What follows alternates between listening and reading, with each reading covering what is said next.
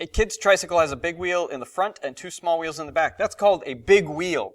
And they're fun, right? When the kid rides the tricycle, which wheel has a greater linear speed, the big wheel or the small wheel? Which wheel has greater angular speed? Explain your reasoning for both answers. So a quick little diagram here. We've got the 2 small wheels in the back connected to that seat. And then somehow it's connected to this thing here.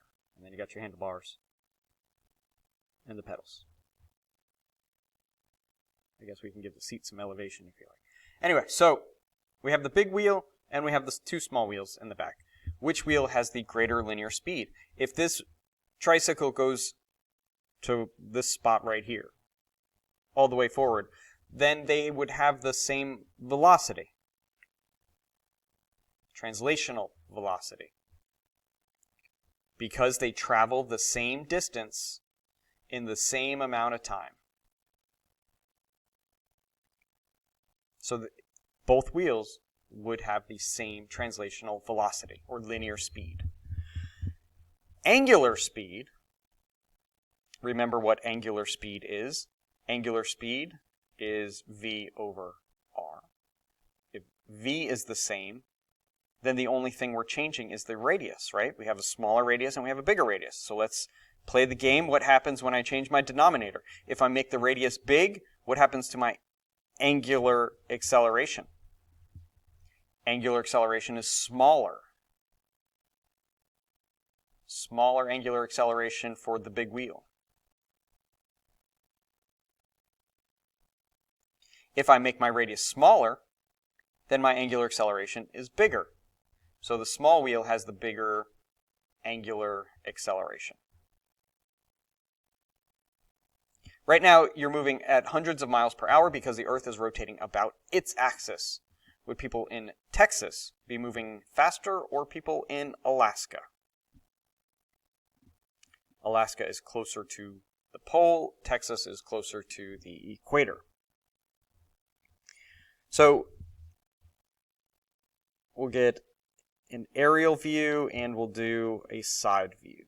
So we're looking at this place and then this place. Who's going faster? Rotating like this, rotating like this.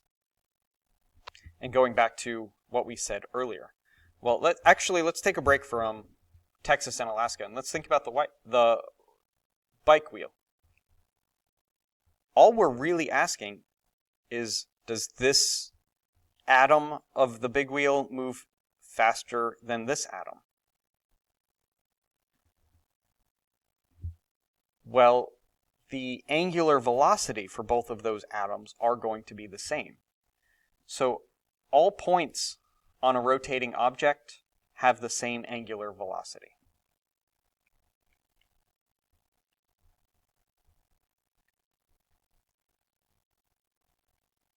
So whether you're in Texas or Alaska, your angular velocity is the same.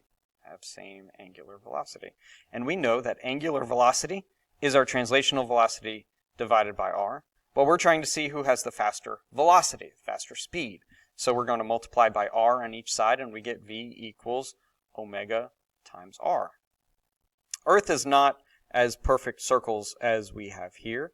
We know it is